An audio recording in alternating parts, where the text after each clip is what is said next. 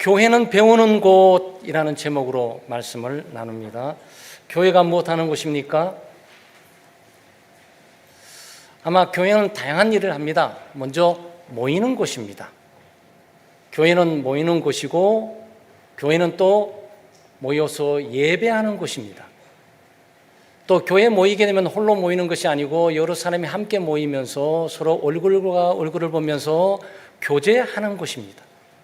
그리고 오늘 본문 말씀에 바로 사도행전 2장 42절이죠. 사도들의 가르침을 받아. 그러니까 이 교회는 배우는 곳이구나, 가르치는 곳이구나 라는 부분을 배우게 되는 겁니다. 그래서 우리 모두는 그리스도 안에서 그리스도의 참된 제자로서 주님을 믿고 따르면서 주님의 말씀을 배워야 하는 학생입니다. 그리고 예수 믿는 사람들은 예수 믿고 출발하면서 그리스도를 따르면서 그리스도의 학교에 입학했다라고 생각하시면 되겠습니다. 일생 교회 생활하면서 그리스도를 우리가 배워가야 하는 거죠. 배우는 것뿐만 아니고 가르치게 되는 거죠. 마치 집안과 같습니다. 그래서 교회는 큰 가정이에요. 가정은 작은 교회입니다. 그래서 교회는 가정과 같아요. 하나님을 아버지로 우리가 믿고 고백하면서 너도 나도 아버지라 그러니까 우리는 뭐지? 형제 자매이구나. 이건 뭐지? 하나님의 가족이구나 라는 부분을 보게 됩니다. 교회가 마치 엄숙하고 경건해서 큰 규제와 제도 가운데 살아가고 있는 것처럼 보이지만 실제로 내면을 들여다보면 교회는 모여서 예배할 뿐만 아니고 모여서 교육하는 곳이에요. 서로 배우고 서로 가르치는 겁니다. 가정생활에도 비슷해요.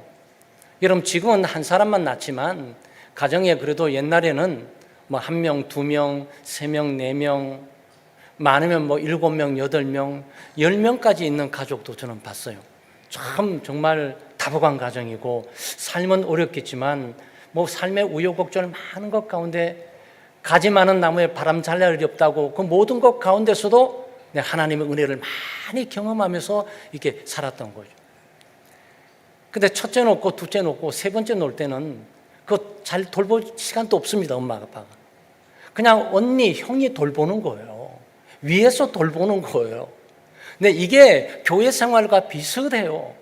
교회 생활을 오다 보면 예수 믿고 신앙생활 하면서 1년차, 5년차, 10년차, 15년차, 20년차 되면서 뚜렷하게 더 재능이 있고 특출나고 잘나서 그런 것이 아니고 그냥 오랫동안 생활하면서 이 생활에 대한 여러 가지도 점점 잘 알아서 너 그러면 안 돼. 너 다친다. 그러지 마. 그러고 엄마한테 혼날 거야. 이리 와. 그러고 너 앞으로 절대 모르는 사람 만나면 안 돼. 그리고 가르쳐. 이 교육이 시작되는 거죠. 부모님만 가르치고 있는 것이 아니고 거기에 형과 누나, 언니가 동생들을 챙기면서 가르치는 거죠. 근데 이게 뭐죠? 이게 교회 생활이에요.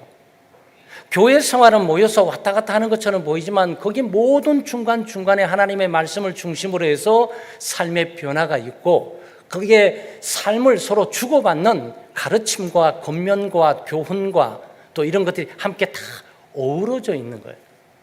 그래서 우리 창대교회 교우들은 교회 오시면서 오늘 무엇을 배울까라고 생각하고 오시면 돼요. 또는 교회 오시면서 나는 오늘 무엇을 줄 수 있을까라고 생각하시면 돼요. 그 예배는 하나님께 모두 드리는 거잖아요. 우리 시간과 재능과 모든 걸 다 드리는 거잖아요. 그리고 공동체, 우리의 소그룹과 목장에 나는 이 가족들에게 어떤 유익한 존재로 남을 수 있을까라고 생각하시면 되는 거죠. 오늘은 사도들의 가르침을 받은 이 초대교회 교우들을 살펴보면서 이 교육 중심, 배움 중심, 가르침 중심의 이 공동체, 바로 오늘의 교회, 우리 창대교회가 되기를 소망하면서 이 말씀을 함께 묵상해 보도록 하겠습니다. 먼저 우리는 본을 받기 위해서 노력해야 돼. 교회는 본받는 곳입니다. 이 본을 우리가 롤 모델이라 그럽니다. 아마 가수를 하는 분들은 가수 가운데 최고봉에 있던 어떤 사람은 롤 모델로 할 것이고 각계 각 분야에서 소위 나버스라고 해서 초보자가 시작하게 될 때는 자기가 저런 사람 정도는 돼야 되겠다라고 바라보고 있는 게 있거든요. 그런데 신앙생활, 교회 생활도 그렇다라는 거예요. 교회 생활 가만히 보게 되면 주일 돼서 바쁘고 분주한 가운데 일손 멈추고 마치 와서 예배드리고 훅 썰물처럼 빠져나가는 것처럼 보이지만 그런 것이 아니다. 여기는 반드시 교육이 일어나는 현장이다라는 것입니다. 우리는 누구를 본받습니까?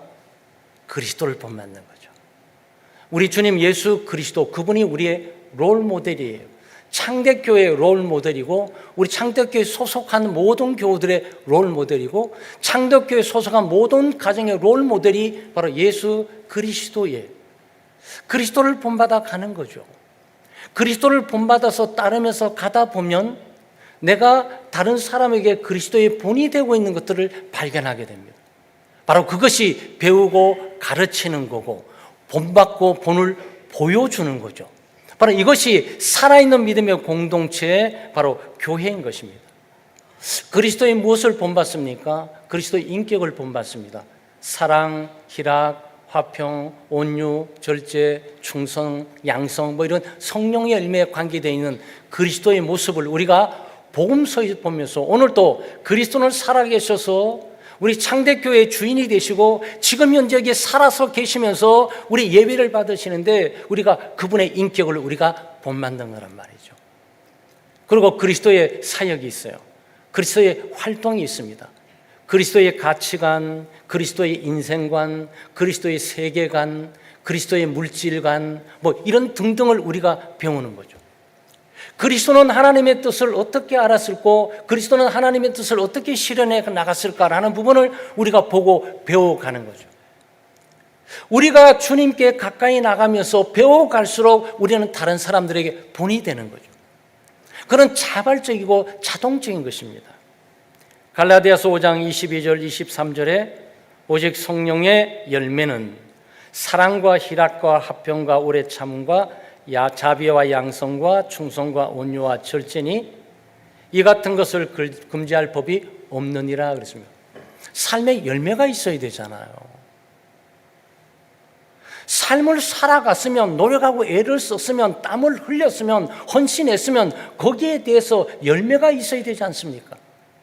마찬가지로 우리가 교회를 드나들면서 신앙생활을 하게 될 때 신앙생활에 열매가 있어야 되지 않냔 말이죠. 그 열매가 오늘 성령의 열매, 바로 그리스도의 인격의 열매인 거죠. 그래서 여러분은 점점 사랑스러워 갑니까? 점점 온유하고, 점점 기쁨을 누리고, 점점 감사하시면서, 점점 절제하고, 점점 충성스럽고 신실한 사람으로 가고 계십니까? 우리가 거기에 우리가 그리스도를 본받아 가야 되고, 바로 우리 가정과 또 우리 교회 가운데 소그룹과 목장 속에서 예수는 저렇게 믿는 거야, 신앙생활 저렇게 하는 거야, 교회 생활 저렇게 해야 되는 거구나. 예수님은 보이지 않으니까 보이지 않는 예수님을 우리가 강력하게 믿음으로 따르면서 우리의 삶을 통해서 그리스도를 반영해 보여주는 거죠. 바로 이것이 바로 교회가 가지고 있는 하나의 기능과 역할이고 또는 사명이기도 한 겁니다. 디모데전서 4장 12절 13절 말씀에 누구든지 내 연수함을 업신여기지 못하게 하고 오직 말과 행실과 사랑과 믿음과 정절에 있어서 믿는 자의 본이 되어 내가 이를 때까지 읽는 것과 권하는 것과 가르치는 것에 전념하라. 여러분, 이 전념하라는 게 뭡니까? 우리가 도박판에 올인, 모든 걸 몽땅 다 걸어버리는 거죠. 네, 그게 전념이에요. 교회 생활 이렇게 해야 되는 거예요. 신앙 생활 이렇게 해야 되는 거예요. 지금 바울 사도가 뭐라고 말하고 있는 겁니까? 그리스도를 본받는 일에 올인하라. 네. 하나님의 말씀을 읽고 권명하고 가르치는 이 일에 오직 전념하고 전심전력하라, 그런 말이죠. 참 도전적인 내용입니다. 먹고 살기 바쁘고 분주한 이 시대 가운데 복잡 다양한 일들이 우리 주변을 감돌고 있는데, 우리가 믿음의 초점을 그리스도에 맞추면서 교회 중심에 맞추면서 그리스도를 믿고 따르면서 이렇게 배우는 일과 본을 받는 일과 그리고 권면하고 가르치는 일에 올인한다는 것은 쉬운 일이 아니죠. 이것은 믿음으로만 가능하고 성령 충만해야 가능하고 하나님의 받은 바 은혜가 그만큼 커야 그 은혜에 부응하고 은혜에 반응하면서 살아갈 수가 있는 거죠. 그러니까 말도 본이 돼야 되잖아요. 그렇죠? 교회는 말 때문에 실수가 많고 말 때문에 시험 드는 일도 많아요. 그래서 말에 시험 들지 않도록 우리를 조심스럽게 단장할 필요도 있고 너무 칭찬에 휘둘려 가지고 우쭐거릴 필요도 없고 사람이 비난하고 공격을 오해한다 그래 가지고 우리가 위축받을 필요도 없고 그냥 말은 굉장히 위험한 거예요. 잘 쓰게 되면 그것은 사람을 세우는 못 쓰게 되면 그 영혼을 그냥 마음을 그냥 잘라내게 되죠. 그 큰 상처를 병원에 가도 치료될 수가 없는 거예요. 그러니까 여기 지금 말하는 거죠. 말. 젊은이죠. 말이 나오잖아요. 말의 본이 되어라. 예수 그리스도는 말에 실수가 없다. 예수님이 하시는 모든 일은 그 중간 가운데 심지어 십자가에 못 박혀 죽으면서 완전하게 죽어갔으면서도 말에 실수가 없어요. 이것들 두고 보자. 내가 부활하고 난 이후에 너들부터 시작할 거야. 이렇게 한 것이 아니고 저들의 죄를 용서해 주소서. 아마 그 밑에 있었던 사람들이 그 말을 딱 듣고 엄청 저는 감동을 받았을 것 같아요. 완악하고 강파한 마음도 도대체 무엇이 저 사람의 죄가 있다고 찾아서 저렇게 죽이는가라고 아마 자기들을 돌보았을 가능성이 많이 있는 거죠. 그래서 그리스도의 말도 배워야 되고 그리스도의 행실도 배워야 되고 그리스도가 베푼 사랑도 배워야 되고 그리스도는 유다가 배반할 것을 아셨잖아요. 유다가 배반할 것을 아시면서 이 놀라운 함께 한 몸에 있는 성찬의 유다를 초대하고 떡과 잔 함께 먹도록 했단 말이죠. 나를 해칠 사람이고 죽일 사람이고 팔 사람인 줄 알아도 그 사랑 변치 않고 가는 거죠. 그 사랑을 우리가 본받는 거죠. 그것을 배워가는 거예요. 우리는 처음부터 완전할 수 없습니다. 누가 말에 완전할 것이며 누가 행실에 완전할 것이며 누가 사랑에 완전할 것이며 누가 믿음에 완전한 본이 될 수가 있겠습니까? 오직 그리스도이시죠. 그러니까 우리가 그리스도를 바라보고 그리스도를 본받아 가다 보면 어느 날 내가 다른 사람들에게 본이 되고 있는 것들을 우리가 보게 되는 겁니다. 그래서 우리는 말을 할 때, 행동을 할 때, 심지어 사랑을 베풀 때, 믿음을 행사할 때조차도 이게 하나님에 대해서 부합하나 물어보셔야 돼요. 아마 이런 가족 사이도 문제도 그렇고 뭐 우리 친구끼리 만났을 때도 그렇고 내가 지금 이 상황, 이 여건 가운데 이 말이 하나님의 뜻에 부합한 것인가? 하나님이 기뻐하면서 너 정말 말 잘했어 라고 칭찬할 수 있는 그런 것인가? 또 주변의 사람들이 볼 때도 정말 훌륭한 말이다. 저건 새겨 들을 필요가 있겠는데 라고 이런 말인가 한번 생각을 해볼 필요가 있죠. 맞아, 행동도 마찬가지고요. 만약 우리가 이런 삶을 그리스도를 본받아서 한 발 한 발 뚜벅뚜벅 걸어가고 살아간다면 우리는 주님의 몸된 교회를 강력하게 세울 것이고 예수 그리스도의 영광을 강력하게 증거하고 살아가게 될 거예요. 만약 우리 가정과 우리 직장과 우리가 속해 있는 어떤 그룹이라면 그 사회를 잘 세워나가게 될 것입니다. 바울 사도 그렇게 살았습니다. 완악하고 강팍하고 피박자요 박해자이지만 다메섹 도상에서 부활하신 예수 그리스도를 만나고 예수 믿는 삶을 출발하면서 그리스도를 배워야 되겠다. 그리스도를 본받아야 되겠다. 그러면서 열심히 살았습니다. 로마서 15장 5절에 이제 인내와 위로의 하나님이 너희로 그리스도 예수를 본받아 서로 뜻이 같게 하여 주사 로마 교회 교인이여 예수 그리스도를 본받아야 됩니다 라고 이 부분을 탁 던지게 되죠. 물론 복음에 다양한 요소가 있지만 그 모든 결정적으로 복음 안에서 그리스도의 초점과 그분을 본받는 일에 로마 교인은 헌신해야 된다라고 말을 하고 있는 겁니다. 고린도전서 11장 1절에 내가 그리스도를 본받는 자 된 것 같이 너희는 나를 본받는 자 되라. 참 너무나 어떻게 보면 너무나 자만에 차 있지 않을까. 와 이렇게 담대하게 얘기할 수 있나 이렇게 볼 수 있지만 우리가 서신서에서 본 바울 사도는 능히 그렇게 할 만한 사람이 우리가 보게 됩니다. 그러니까 이렇게 말할 수 있는 힘과 능력이 어디서 나오는 거죠? 도대체 바울로 하여금 무슨 본인에게 볼 것이 있다고 수많은 사람에게 나를 바라보라, 그리고 나를 닮으라라고 단언할 수가 있냐 말이죠. 그리스도를 본받아서 그런 거예요.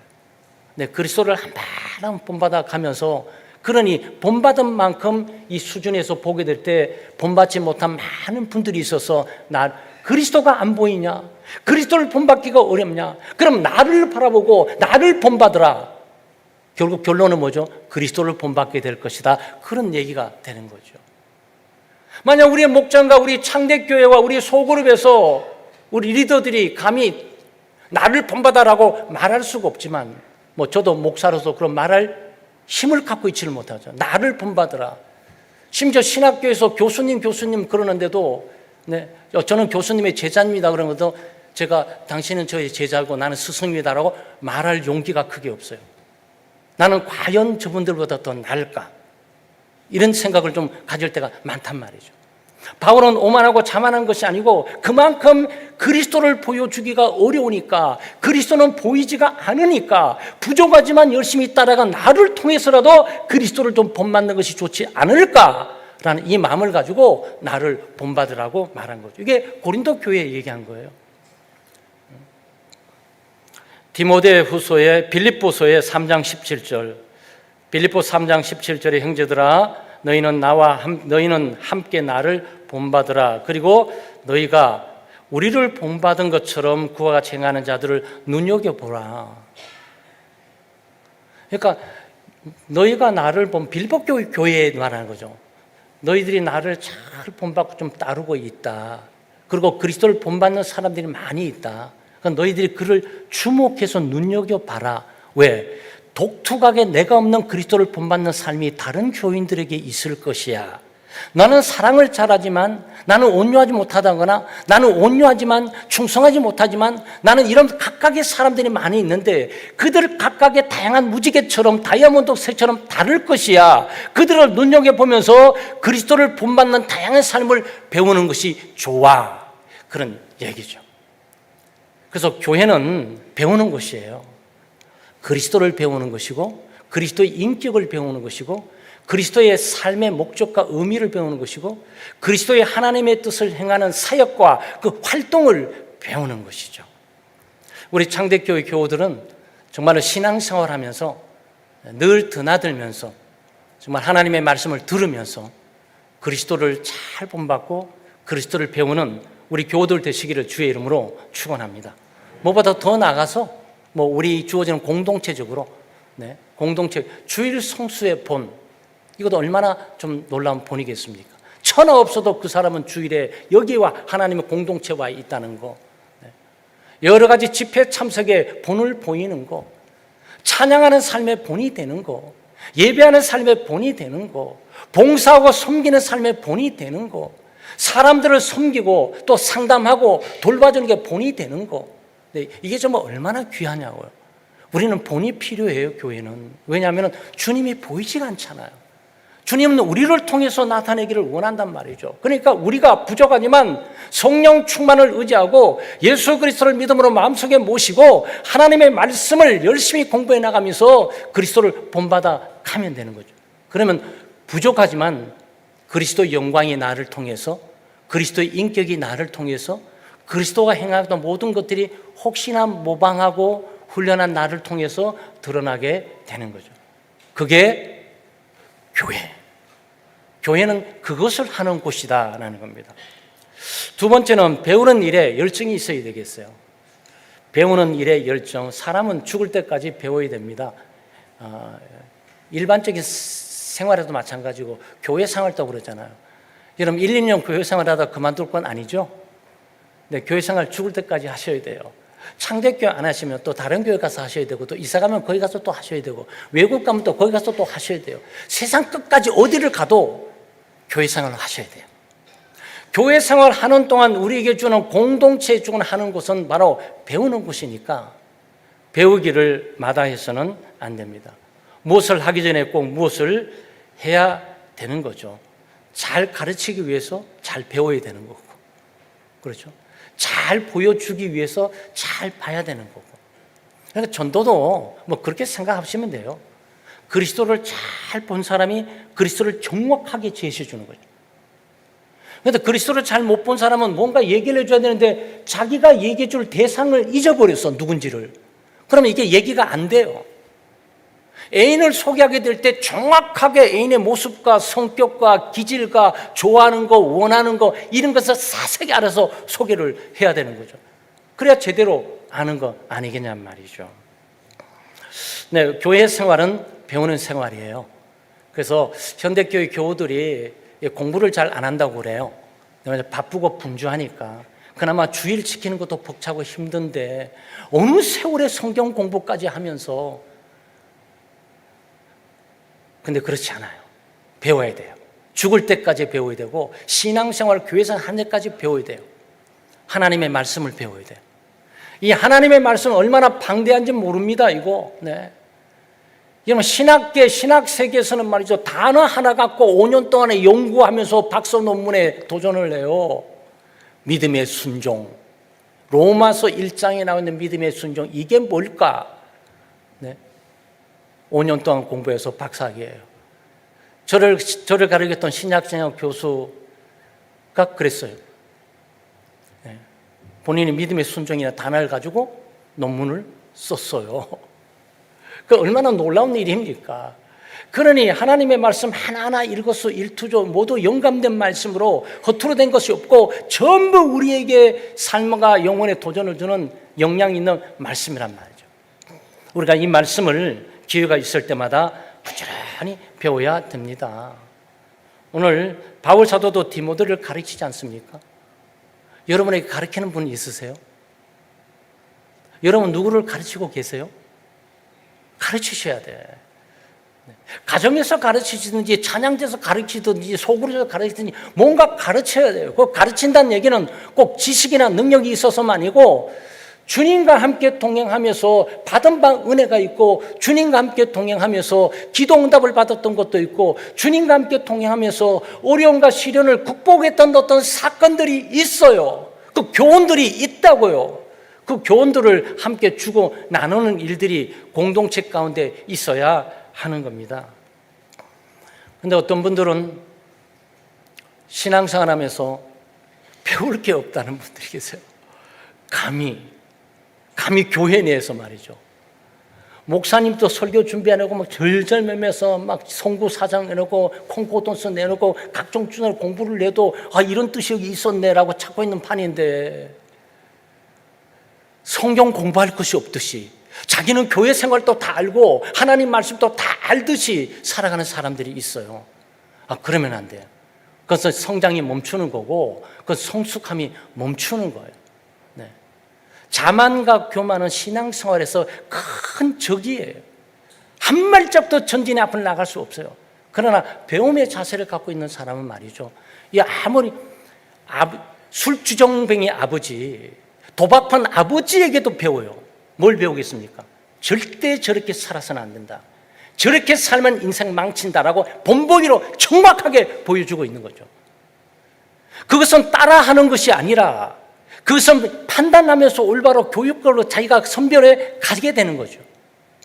그러니까 여러분 신앙생활 하시면서 여러 가지 여러분 부서에 가시잖아요. 목장도 가시게 되고 주일학교도 가시게 되고 또 소그룹도 가시게 되고 각종 섬기는 부서도 가시게 되고 또 개인적인 성도의 교제를 나누게 될 때 그때는 모두 배움의 기회라고 생각하시면 돼요. 배움의 열정을 절대 멈추면 안 돼요. 그 열정 능가할 수 있는 것이 아무것도 없습니다. 그리고 성경만 있는 게 아니에요. 여러분 예배 드리기 전에 예배 드리는 중간 시작하면서 사도신경을 외웠잖아요. 그렇죠? 네, 사도신경은 또 이참에 또 한마디 또 말씀드린다면 사도신경은 눈 감고 기도하는 게 아니에요. 사도신경은 기도의 시간이 아니에요. 그것은 신앙 고백의 시간이에요. 물론 눈을 감고 외우면서 고백해도 좋지만 또렷하게 문장을 보면서 또박또박 고백하는 거예요. 그런데 문제는 사도신경이라는 신앙 고백문에 대한 의미를 다 파악하고 있냐라는 문제는 또 별개의 문제예요. 여러분 우리가 모든 걸 다 외우고 또 말한다 그래가지고 그걸 다 안다고 생각하세요? 아니에요. 아무 가사의 의미도 없이 노래를 잘 부를 수 있어요. 그래 놀랍게도 가사의 의미를 풍성하게 이해를 하면서 그 감정에 북받쳐가지고 정확하게 이 박자 음정에 맞춰서 노래하는 분이 있어요. 그 사람들은 달인이죠. 왜냐하면 노래 박자 음정 멜로디 이걸 아는 것뿐만 아니라 이 의미가 뭐지? 의미를 어떻게 표현해야 되는 거지? 이 의미는 또 이걸 정확하게 알고 있는 거예요. 그 사도신경도 우리가 신앙 고백이지만 신앙 고백도 공부를 하는 거죠. 이것을 교리 공부라 그럽니다. 그걸 교리 공부라 그래요. 아마 여러분 여기 가운데 세례와 학습 문답 받은 분들은 학습 문답서 있죠? 그렇죠? 학습 문답 공부하고 5주 공부하고 우리가 임해요. 세례 문답 있죠? 그거 공부하고 있죠. 그게 1년, 2년 배우는 과목이에요. 소위 카테키즘 그래가고 종교개혁에 있는 교회들, 중세교회들이 어린아이부나 장년들에게 그 교리 공부를 정확하게 가르치는 일에 주력을 다한 거예요. 이러면 관심을 두셔야 돼. 옛날에 세례 다 받아서 지나갔던 내용들인데 그게 아니에요.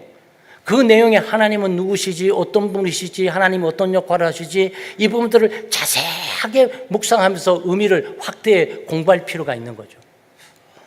웨스민스터 대소요리 문답이 있어요.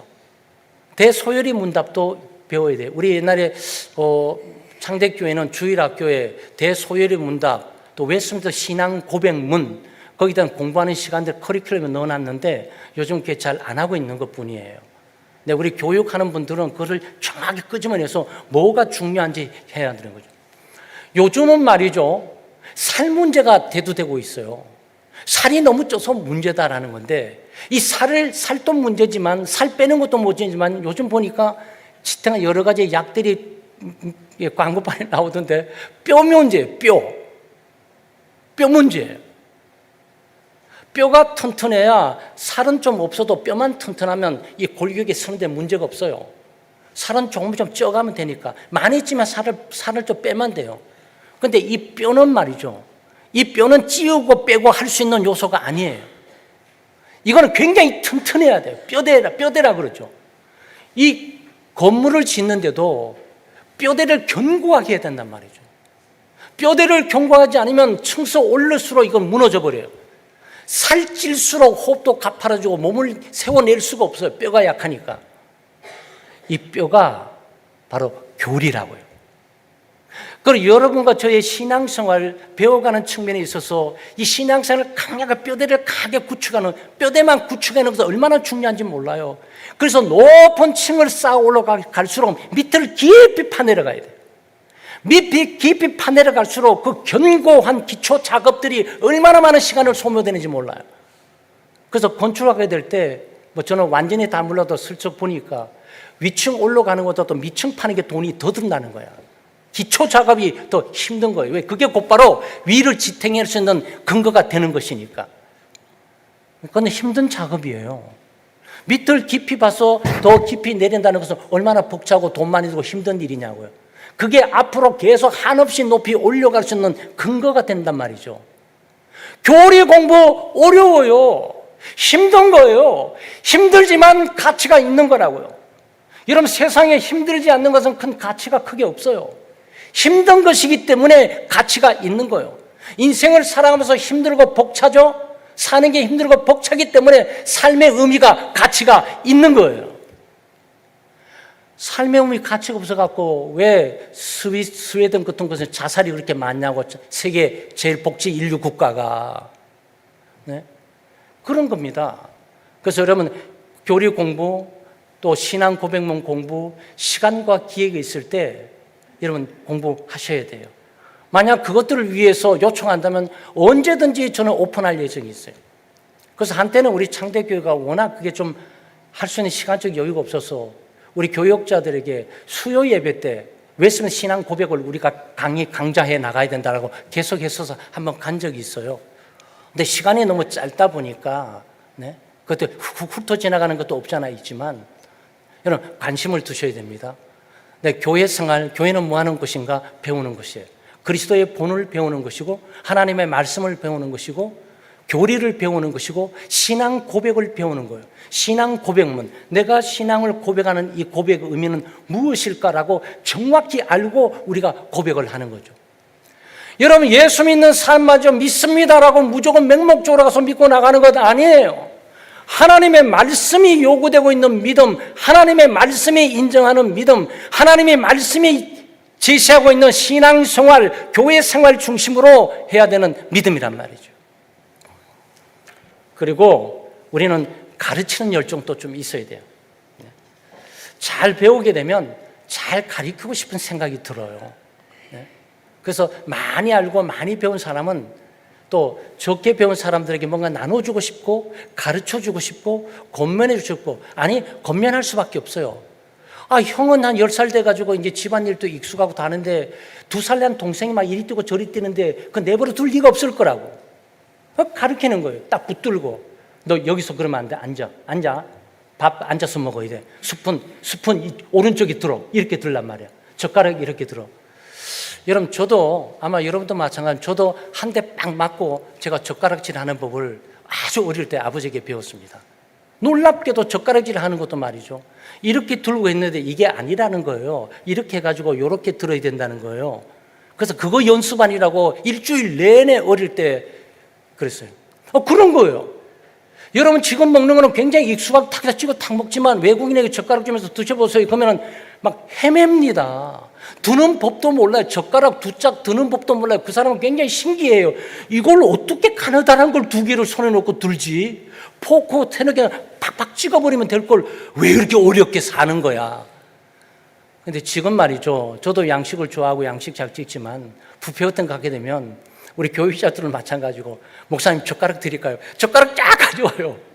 포크가 있어갖고 포크로 찍어 먹는 걸 알면서도 우리는 역시 젓가락이에요. 훈련된 우리 딱 젓가락. 이거는 탁월해서 그런 것이 아니고요, 우리가 훈련되어서 그런 거예요. 그러니까 우리 신앙생활에 도전의 앞을 전진해 가는데 어려움이 있고 굉장히 번거롭고 귀찮고 이것이 굉장히 힘들다라고 느껴지면 훈련돼야 될 요소라는 것을 아시면 돼요. 반복해서 훈련되게 되면 그것은 아주 익숙해지고 아주 자연스러워지는 거죠. 마태복음 28장 19절 20절에 그러므로 너희는 가서 모든 족속으로 제자를 삼아 아버지와 아들과 성령의 이름으로 세례를 주고 내가 너희에게 가르쳐 분부한 모든 것을 가르쳐 지키게 하라. 모든 것을 가르쳐 지키게 하라. 근데 이게 교육 사명 속에 들어있어요. 교육 사명, 그러니까 여러분 생각은 주일학교 생각하시죠? 아니에요. 우리를 생각하고 있는 거예요. 주님을 믿고 따르는 모든 사람은 하나님의 말씀을 배워야 되고 가르치며 살아가야 한다는 거죠. 디모데에 말했던 디모데전서 4장 13절도 그렇고요. 내가 이를 때까지 읽는 것과 권하는 것과 가르치는 것에 전념하라. 좀 전에 말씀드리지 않았습니까? 가르치는 일에 전념하라. 얘는 잘 배운 사람이 잘 가르치도록 되어 있어요. 사실 여기는 배우라는 단어가 없어 보이지만 배움이 이미 전제되어 있어요. 너는 잘 권면해야 될 것이야. 잘 가르쳐야 될 것이야. 그러기 위해서 어떻게 해야 되겠어? 잘 배워야 되겠지. 그러니까 잘 배우고 잘 가르쳐. 이런 뜻이라고요. 근데 이것은 특정적인 목사나 신학생들에게 주어지는 것이 아니고 선교사나 주일학교 교사에게 주는 것이 아니고 모든 기독교인들, 예수 그리스도를 구주로 믿고 주님을 따름으로 주님의 본을 받고 그 본받은 것뿐만 아니고 주님이 가르치는 말씀들을 숙지하고 잘 이해하고 깨닫고 삶 속에 적용해 살아가면서 주변은 소그룹이라든지 가정이라든지 또는 목장이라든지 믿음의 공동체가 모이는 장소에 어떤 문제가 얘기될 때 하나님의 말씀으로 그것들을 가르치는 권면하는 일들이 서로 있어야 한다는 거예요. 네, 이게 교회 수준이에요. 사실 교회 초대교회는 그렇게 해왔습니다. 초대교회는 이 배우는 일에 엄청 열심히 했어요. 그래서 기독교가 가는 것은 교육의 열정이 있어요. 대한민국 기독교 교육의 열정이 있다고 그렇죠. 네, 여러 가지 다방면에 있는 사회 관계되는 이런 학자들이 사회 현상을 통해서 그럴 수도 있고 국민성을 통해 그럴 수도 있지만 사실은 기독교가 이곳에 와서 교육의 열정을 이렇게 세운 거예요. 와서 학교들 다 세우잖아요. 그렇죠? 대학들 다 세우잖아요. 전부 배우는 일들이야, 그게. 하버드대, 미국이면 아이비리그 대학 전부 목사들이 그 교회, 그 학교를 세운 거예요. 여러분, 교육은 교회가 감당하는 거예요. 세상 교육은 교회가 감당하는 거예요. 교회가 세상에 비치고 소금이에요. 우리가 이 부분을 깊이 아셔야 돼요. 그 사실은 이렇게 의식이 있는 그런 공동체가 한 5천 명, 10,000명 되게 되면 우리 교회가 학교를 세우는 거죠. 초등학교, 중학교, 대학교도 막 세우는 거죠. 그래서 기독교적인 정신과 사상에 입각한 그런 사람들을 사회에 배출해고 지도자들을 배출해내는 거죠. 그렇게 가는 거예요. 그래서 정부가 교육을 감당하도록 되어 있는 것이 아니고 성경은 하나님께서 교회가 이 일을 감당해야 될 것이라고 강조를 하고 있다. 이런 말씀이에요. 이런 하나님의 백성들이 많아져서 5천 명 되고 국가를 이루게 될 때 그 국가가 바로 이런 하나님의 말씀에 기초하고 있는 인생관, 교육관, 철학관에 의해서 교육 제도를 실제 가게 되는 거죠. 그렇게 인물을 만들어내는 겁니다. 우리가 먼저 그런 사람이 되어야 되는 거고, 우리 가정에서 그런 것들을 우리가 고치고 가르치는 거고, 우리 교회에서 또 그런 것을 함께 가르치는 거고 가는 거죠. 사랑하는 여러분, 2025년도가 됐지만 우리가 교회 생활을 새롭게 해야 되는데, 다 있는 사실이지만 우리가 믿음으로 새로운 마음 가지고 접근해야 되겠어요. 2025년도는 어느 해보다도 하나님 말씀을 많이 읽는 해, 어느 해보다도 하나님의 말씀을 많이 공부하는 해, 어느 해보다도 내가 예수 그리스도를 좀 더 닮아가기로 목적하고 방향을 정하고 나가는 그런 해, 그런 해로 삼고 나가시는 우리 교우들 되시기를 주의 이름으로 축원합니다.